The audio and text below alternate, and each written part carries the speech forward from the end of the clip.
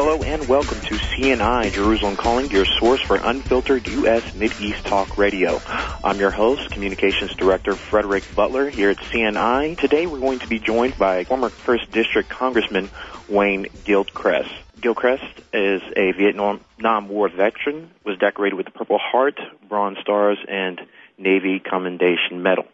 He drew attention for his stance on the Iraq War.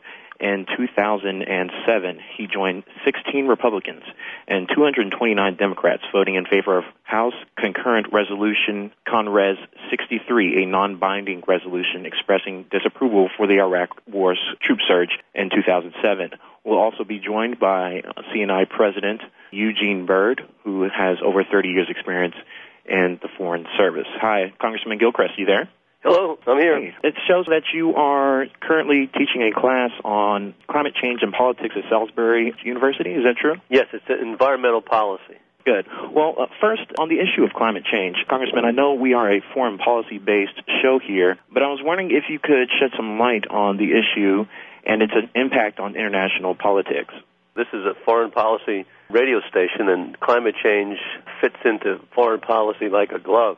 By that I mean we live in a global marketplace, but there is almost no global trust for various reasons. And I'm sure you've talked a great deal about the problems in the Middle East, the problems in Asia, Africa. The globe is linked together commercially, but they're not linked together with a sense of trust about the various issues. Climate change is one of those issues, and actually there's a number of them, because we're reaching into peak oil at a time when climate change is pretty unpredictable, water shortages around the globe, ecological degradation. It's all coming together in the next couple of decades, and unless the world gets together and sees how pragmatic cooperation and trust is going to be, future generations are going to have a pretty bleak future. But climate change is one of those issues that if you get the scientists together, and they've been together now for some time with the IPCC, with a nearly unanimous consensus on human activity causing the climate to change, if that pragmatic consensus can be equated into the political arena, that has potential to be a first big step toward global trust. As far as the Middle East, what role specifically do you think climate change could even be playing in the resolution to the Israeli-Palestinian conflict? Let me give you a sidebar answer to that question and try to answer it directly. In the United Nations, there's an organization called the International Maritime Organization, IMO, and they are headquartered in London. And the International Maritime Organization in the United Nations has representation from the global community. But these are not politicians. These are engineers who try to design ships that can be considered safe at sea under all conditions. They also design safety provisions and equitable justice positions for people who work on those ships. These are the ships that carry commerce across the globe. And the International Maritime Organization is set up to design safety provisions for the engineering design of the ships, for the working day, for people who are employed by the ship owners. They do this, I've been to those meetings many times, in a way that unless you follow those provisions, your ship is not going to be insured. And no one's going to transport their goods on your ship unless it's insured or meets this global criteria. When you go to those meetings and you talk to one engineer to another engineer, an engineer from North Korea will discuss this issue with an engineer from the United States or France or any country that is interested in global commerce. These engineers know that geometry, algebra, physics, you name it, don't change because of political whims. They're exactly the same. So consequently, the global trade in these international shipping firms has improved dramatically.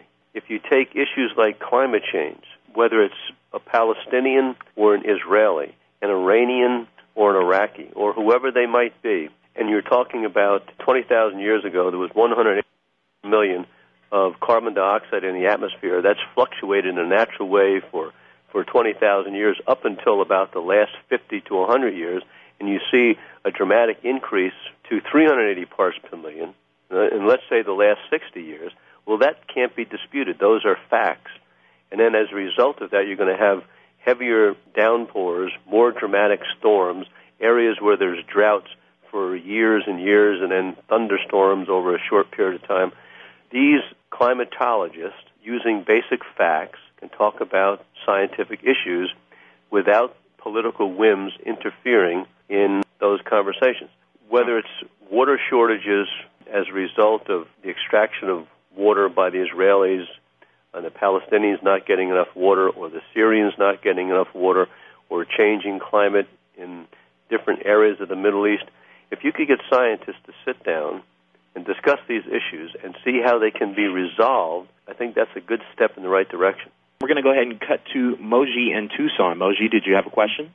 The reason I called is I'm hearing the attention to climate change in a non-political way, which is extremely important.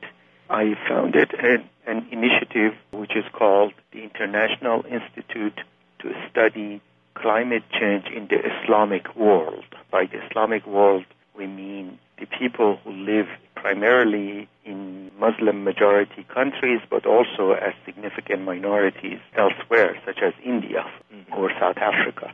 And 1/4 of the planet's population being identified as Muslim, I think it is extremely important for people in the first world who have, by and large, caused the climate change catastrophe. They need to take charge in engaging the Islamic world, but not for political exploitation. And I'd be happy to give you our website. Oh, sure, go ahead. It's www.I, another I, the letter S as in study, CC for climate change, then Islamic world, IW.org. All right, thank you, Moji, for your comment. Congressman, any response to his comments? I wrote down the website, and I'll take a look at it. What contact I have with my former colleagues, I certainly will encourage that website review, and it's another avenue to open up for international collaboration. Welcome back to CNI Jerusalem Calling, your source for unfiltered U.S. Mideast Talk Radio. We're joined today by Congressman Wayne Gilchrest of Maryland and CNI President Eugene Byrd. We're speaking about the topic of climate change and its effect on the international politics, mainly the Middle East peace process. Now, when we left off, we were discussing how current engineers and efforts are being correlated currently to help resolve the issue of climate change in the region and its impact on different governing bodies out there. Gene, are you there? Yes, I'm here. All right, Gene, could you shed some insight into this situation, and what do you think about the notion of climate change's effect on the peace process? I'd put it as environmental concerns in the peace process more than just climate change. That's a little more political, I suppose, but there are great environmental concerns with regard to water, of course. 50 years ago, the United States tried to negotiate a sharing of water between Israel and her neighbors as a means to bring about peace. It isn't so much a matter of sharing the water as dividing the water between Israel and the Palestinians primarily, but also the Jordanians. That is a big issue coming up in any peace process negotiations. Back to you, Congressman. I know a lot of people are making a lot of to-do about the current political situation between the United States and Israel. Now, I know we touched on Middle East peace in the environmental context, but in the political context, what do you make of the current situation in the region and with the whole Petraeus briefing and Biden's trip to Israel? What do you make of the current political situation between the United States and Israel? The Middle East in itself, the geopolitical balance of power is fractured, and actually has been fractured for some time, maybe since the collapse of the Ottoman Empire. And so a country like the United States, if we are to understand the nature of the historic setting of the Middle East, has to be an honest, neutral broker.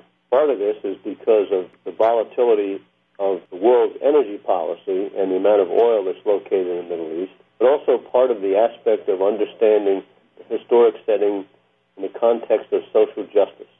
Now, I say all that to make a comment about the United States brokering peace between the Israelis and the Palestinians. And that has got to be seen from the world that the United States is a neutral, honest broker, not favoring one side over the other. And unless we move in that direction, the difficulties of the Middle East will continue to persist. Gene, would you like to tackle this question as well? There's some issues with regard to energy production for Palestine and Israel. They share a gas field offshore of Gaza. Nobody talks about it, but it's a very important and large field, and Israel is developing its side, and the gas is flowing from the Palestinian side into the Israeli wells, none being used for a good bit of it is being used to desalt seawater along the Israeli coast in order to provide water. There's a possibility of using nuclear power for this also. I think the problem of energy and water in the Middle East are very, very much related. But I would think that the United States should have a more comprehensive policy with regard to the Israel-Palestine situation instead of looking at it just from the Israeli side or just from the Palestinian side.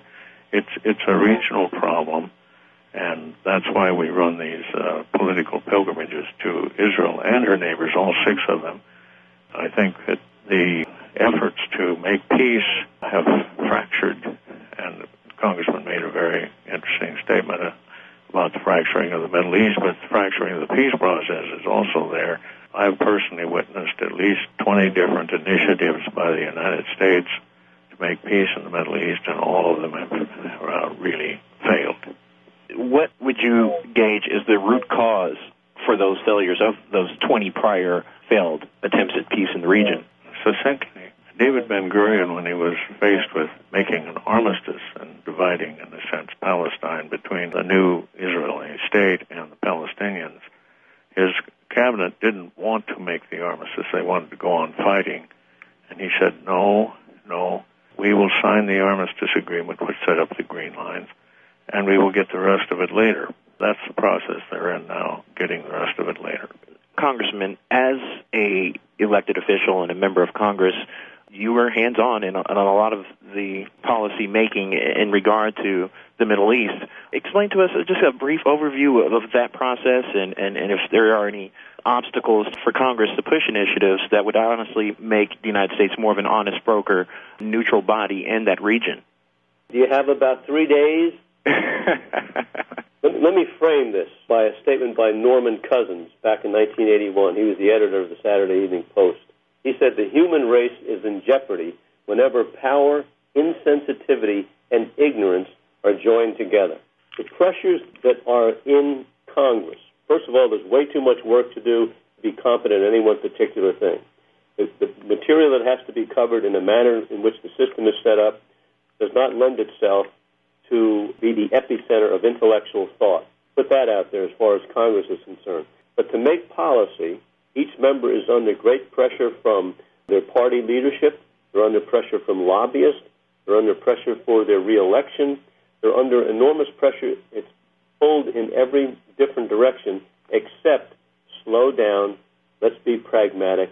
Let's be knowledgeable, informed. Let's have integrity in this process. That doesn't happen. As a result of all these different pressures and a lack of information and knowledge, I don't think, have real good public policy in the Middle East. If the U.S. were to have a pragmatic policy in the Middle East, they would be talking about the energy issue, the climate change issue, the water shortage issue, the ecological degradation issue, the health care problems in a very pragmatic sense, and it would be equitable throughout the Middle East. If that doesn't happen, and some of the things that Gene was talking about, the political ramifications take over, and you don't have a basic understanding of human needs, social justice, being in the forefront of making policy.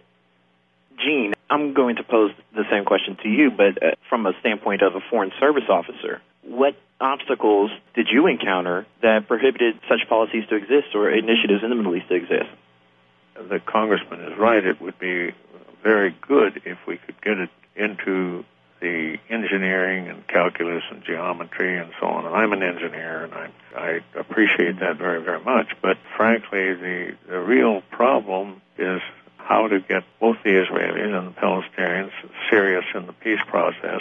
And the rest of the Arab world is ready to make peace with Israel, recognize it. But somehow or other we don't push that from the United States standpoint, and I think we should be.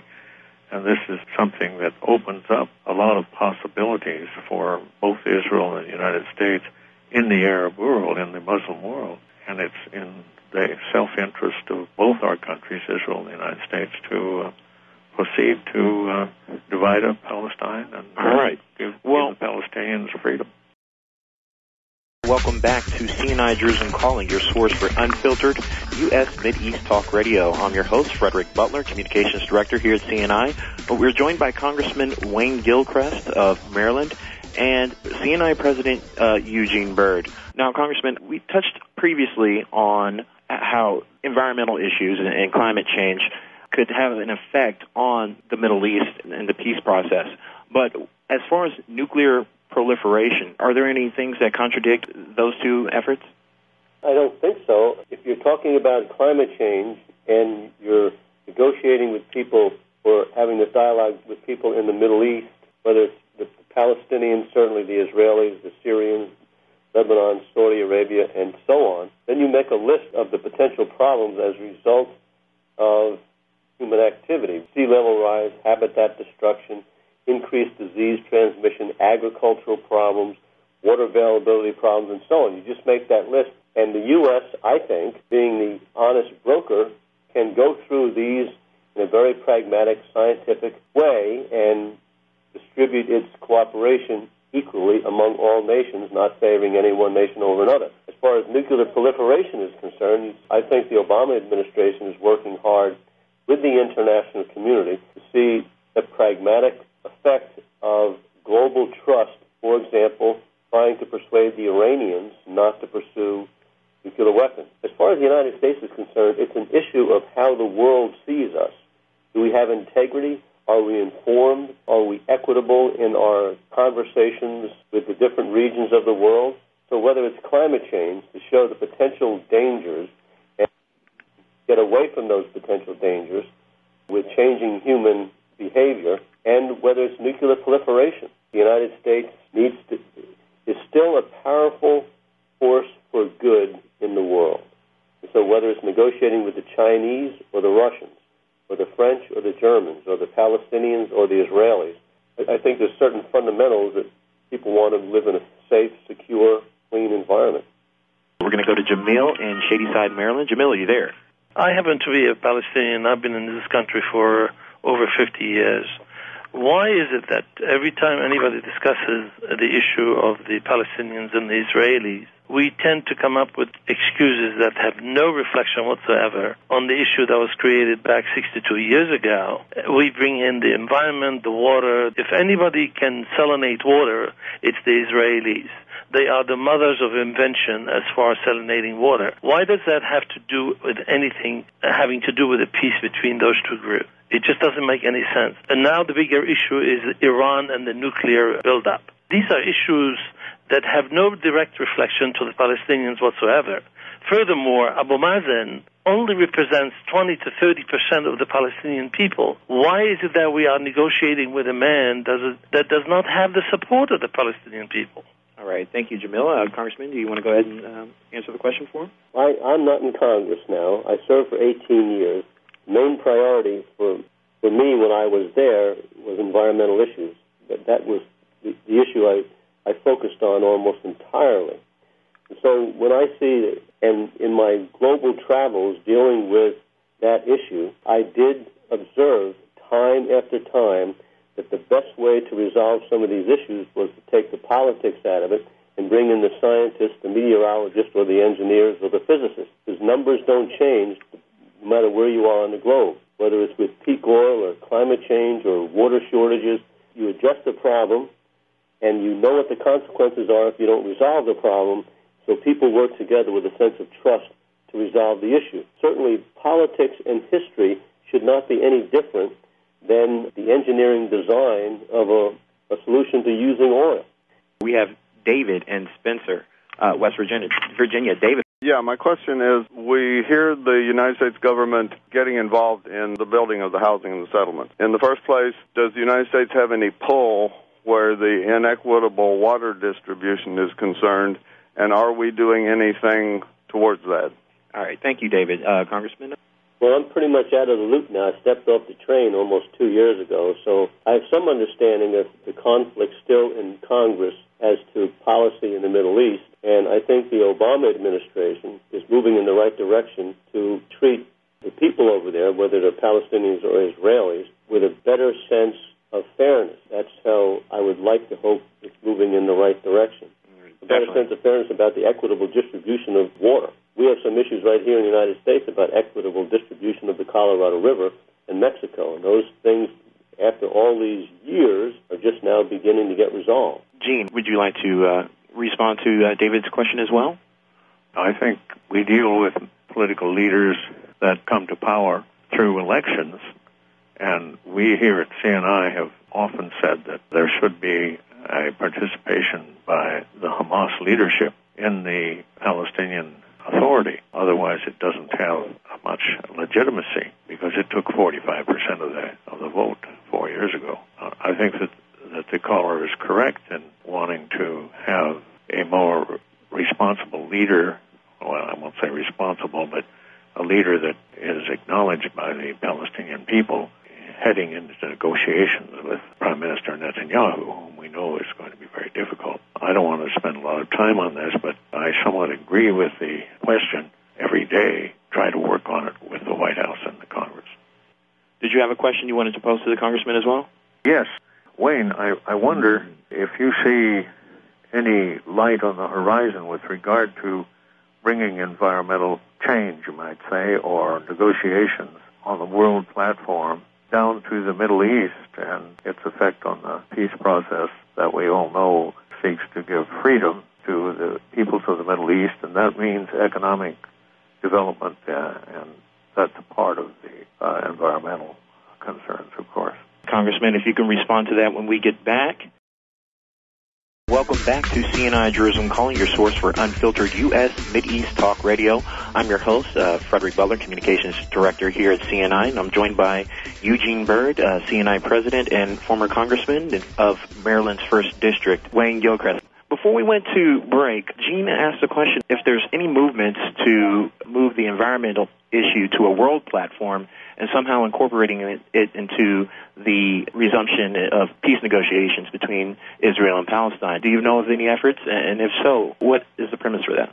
I am not a part of any specific effort to do that. When I was in Congress, when I would travel, I would bring this issue up, whether I was in Haiti or Indonesia or Ethiopia or Syria or even in Jerusalem, because we all live on spaceship Earth. Unless we understand this concept of exponential growth, which cannot go on forever, the connection between these biological organisms called human beings and the fact that everyone wants to be healthy, disease-free, we all need food, we all need agriculture, we all want a strong economy, we all need water. One of your earlier callers didn't see the connection between environmental issues and the volatile political peace process that's now ongoing. But the issue is, if we understand about basic life on planet Earth, we understand the concept of exponential growth, we understand the concept of finite resources, we understand the concept of social justice, then the United States can begin not only having a foreign policy that included an understanding of history, so that you could discuss whether or not you're going to have another settlement, whether there's an equitable distribution of water between the Palestinians and the Israelis, but also have a foreign policy that deals with peak oil, that has a foreign policy that's going to deal with climate change, and if it's not met, the ramifications of increased disease, of water shortages, of food shortages, and so on, and have this in a consilience way, that all of these things are connected. It's pragmatic. The United States can be equitable in its negotiations with all the countries of the Middle East, including a more pragmatic approach to the problems between the Palestinians and the Israelis. We have Jack in Springfield, Oregon. Do you have a question for the Congressman? I get a little impatient with hearing the same tired cliches over and over year after year about the United States being an honest broker and the peace process, which is never ending and never will end. The whole idea, the implication that somehow there's something that is to be negotiated. The criminal and the victim are not required to negotiate. Israel is in continuous violation of international law. They have all the power. The Palestinians have no power whatsoever. They have no negotiating position. And the United States has never been anywhere close to being an honest broker. The United States is giving, $3 billion plus a year to Israel to completely crush and hold captive and oppress and steal the land and steal the water, and now stealing gas off the Gaza coast from the Palestinians. The Israeli Navy is limiting Palestinian fishermen to a 2-mile limit, again, in gross violation of international maritime law. The United States needs to enforce international law, to enforce the Arms Export Control Act, to enforce the Foreign Assistance Act, both of which would require us to cut all aid whatsoever to Israel and to get out of the way and stop vetoing resolutions in the Security Council. The United Nations is the only party that's capable of being an honest broker. The United States has never been and never will be because of the control of Congress by the Israel lobby. So I want to know what can be done, in your view, to correct this problem and stop beating around the bush. All right. Thank you, Jack. Congressman, do you have a response to that? That was a pretty accurate statement. That's all I can say. I was in Congress for 18 years, and I saw all the pressure from whether it was AIPAC, Israeli lobbyists, foreign lobbyists, political party leaders, you name it, pressuring members of Congress to be very careful about how they voted and how they spoke about the Palestinian-Israeli question, even decades after this thing has fermented. My quest here is that the United States be more fair, more pragmatic in its foreign policy, and one way to do that is to begin negotiating from a more scientific, basic human need level. And I was often not listened to, or I was on the minority vote when these issues came up. But I think the caller has made an accurate statement that I cannot dispute. Frederick? Yes. I'd like to respond to that. Go ahead. Because, Jack, you're in Springfield, Oregon, and I was raised in Eugene. So we are on the same track as far as Oregon is concerned, and I do have a visa to let me stay there if I need to. Quite frankly, we all agree on this. The question is, how do we get the present laws on the books to be implemented by the United States government? It's obvious that Israel is in violation not just of international law, but also U.S. agreements, and we work at it every day. Come join us, Jack, and we'll try to do something about it. Congressman, Jack mentioned the United States vetoing UN resolutions. As a former member of Congress, how exactly does stuff like that go along? The United Nations, it's supposed to be all-inclusive and a reflection of the international body. How come when the UN Security Council votes for something, or a resolution is brought to their attention, the United States automatically vetoes it? The United States doesn't always automatically veto it. Okay. And I don't know specifically what veto the caller was discussing, but I can say that Congress, any administration, they're human institutions, and they have human failings. And lobbyists with money, very powerful in their sway as to public policy. You see a small group of Cuban Americans in the southern part of Cuba and to some extent in Texas, how they have been able to keep the United States from any kind of serious negotiations with opening up diplomatic relations with Cuba for such a long time is quite amazing. I think one of the reasons we opened up diplomatic relations with Vietnam was because the Vietnamese Americans didn't have a lot of money and they had no strong lobby. So we opened up diplomatic relations and formal ties with Vietnam. I think we opened up relations with China mainly because of Richard Nixon's vision of a better economic relationship. Israel and Definitely. Cuba. I'm sorry to interject, Congressman. We're running up at the end of this show. I apologize.